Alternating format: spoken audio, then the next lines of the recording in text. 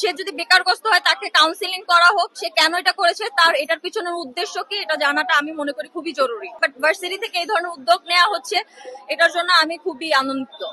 না, আমাদের এখানে যে ঘটনাটা হয়েছে এটা আসলে খুবই দুঃখজনক একটা ব্যাপার। আমি বলবো এই ধরনের অপ্রীতিকর ঘটনার জন্য আমরা কখনোই আসলে মানে আমি অন্তত মানে আমার ভার্সিটি থেকে এই ধরনের কিছু হবে এটা আমি প্রত্যাশা করি না কখনো।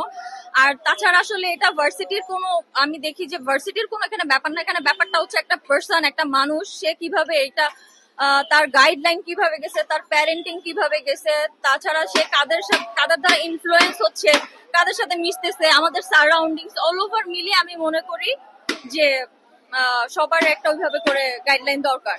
তো এখানে ভার্সিটি, আমি মনে করি এটা ভার্সিটির কোনো আসলে ব্যাপার না, বাট ভার্সিটি থেকে এই ধরনের উদ্যোগ নেওয়া হচ্ছে, এটার জন্য আমি খুবই আনন্দিত। সেটা আমি আসলে শিওর বলতে পারবো না, সেটা আমিও হচ্ছে অনেকটা টাইম ধরে দেখছি যে সে মানসিক ভাবে তার অনেক কিছু, কিন্তু সে যদি মানসিক বেকারগ্রস্ত হয় তাহলে সে শুধু কেন কোরআনটাই কে অবমাননা করলো, সে আরো অনেক ধরনের বই আছে, সে ওগুলাও তো অবমাননা করতে পারতো, সেই শুধু কোরআনটাকে অবমাননা করেছে। তো স্পেসিফিক হয়তো বা তাকে এটা দ্বারা কেউ ইনফ্লুয়েন্স করেছে।